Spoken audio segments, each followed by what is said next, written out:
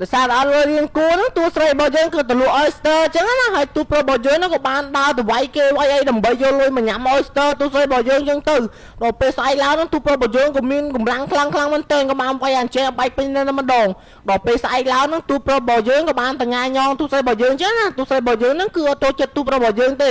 ដល់ពេលស្អែកឡើងហ្នឹងទូស្រីរបស់យើងហ្នឹងក៏បានទៅជួបទូប្រុសរបស់យើងនៅក្នុងថ្នាក់ហើយទូប្រុសរបស់យើងហ្នឹងក៏ព្យាយាមដើរទៅញ៉ៃទូស្រីរបស់យើងអញ្ចឹងណាហើយទូស្រីរបស់យើងហ្នឹងគឺស្អប់ទូប្រុសរបស់យើងខ្លាំងមែនតើបន្ទាប់មកហ្នឹងសង្សារទូស្រីរបស់យើងហ្នឹងក៏បានមកថាឲ្យទូប្រុសរបស់យើងក៏បានឆ្លុះគ្នាមួយសង្សារទូស្រីរបស់យើងអញ្ចឹងណាបន្ទាប់មកហ្នឹងពួកគេទាំងពីរហ្នឹងក៏បានណាត់គ្នាវាយមួយស្មើអញ្ចឹងពួកគេក៏ចាប់ផ្ដើមវាយគ្នាវាយយកទូប្រុសហើយនឹងសង្សារទូស្រីរបស់យើងក៏បានវាយគ្នាពេញទៅនៅម្ដងហើយពួកគេហ្នឹងក៏បានវាយគ្នាទៅដើមទូស្រីរបស់យើងអញ្ចឹងណាហើយពួកគេហ្នឹងក៏បានវាយគ្នាបានវាយផ្ទុំដើមឈើម្ដងតបមកអាទូប្រុសរបស់យើងក៏បានវាយខាងស្រីរបស់យើងនឹងទ្រោមម្ដងសារវាខឹងខ្លាំងពេកក៏បានដាក់ដើមឈើមកអីបាក់ដើមឈើម្ដងអាទូប្រុសរបស់យើងពិតជាមានកម្លាំងខ្លាំងមែនតើ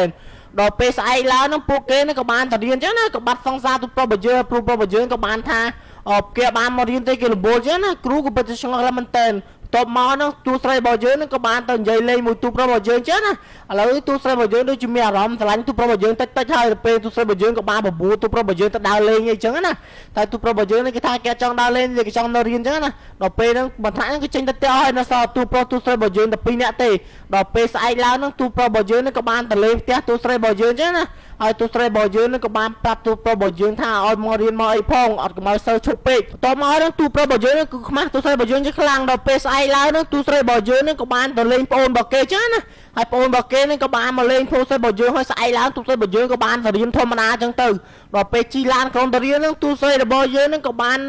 មានសារមានអីផ្ញើមកចឹងណាហើយទូស្រីរបស់យើងគឺសេកខ្លាំងមែនតែសារផ្ញើមកថាបែកគ្នាបែកអីចឹងហើយស្អែកឡើងហ្នឹងទូស្រីរបស់យើងនឹងក៏បានមកដល់សាលារៀនហើយសាលារៀនរបស់គេនឹងគឺញ៉ៃញ៉ៃខ្លាំងមែនតើហើយក៏មានពូពុកមាត់ម្នាក់នឹងក៏ចង់មកចាប់ទូស្រីរបស់យើងចឹងណាហើយទូស្រីរបស់យើងឲ្យឃើញមកសាលារៀនទេបន្ទាប់មកនឹងពួកគេនឹងក៏បានឈរចាំទូស្រីរបស់យើងនៅសាលារៀនតែម្ដងហើយពួកគេនឹងក៏បានដាំរកស្វីតទូស្រីរបស់យើងចឹងណា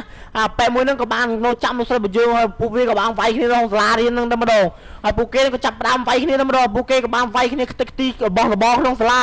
ពួកគេក៏បានបុកគ្នាបុកជាងបាក់បែកជាងពេញទៅនឹងម្ដងហើយពួកវាក៏បានវាយគ្នាវាយយកទៅសារវាយក្រាមទូស្រីរបស់យើងចឹងណាបន្ទាប់មកណាប៉ែពងមកហ្នឹងក៏បានវាយអាប៉ែមួយនោះដួលផ្ទប់នៅនឹងម្ដងពួកវាក៏បានចាក់គ្នាចឹងណាចាក់គ្នារូមជាងពេញទៅនឹងម្ដងក៏បានធ្លាក់បលើអាគារស្លាប់តែម្ដងហើយអាប៉ែមួយនេះក៏បានចេញមកចូលឡានចូលអីធ្វើដល់រឿងអីចឹងណាដល់ពេលស្អែកឡើងនេះគ្រូយុសាលាហ្នឹងក៏បានទទួលដំណឹងថាមានអ្នកស្លាប់នៅក្នុងសាលារបស់គាត់ចឹងណាហើយគាត់នឹងគឺពិតជាសេកមែនតើគាត់ក៏បានឃើញព័ត៌មានគេចុះពីសាលារបស់គាត់ចឹងទៅហើយប៉ែ delivery ហ្នឹងក៏បានទៅអាកន្លែងឃ្លាំងសភៅឃ្លាំងអីចឹងណាដើម្បីបិទតូបបិទអីទៅ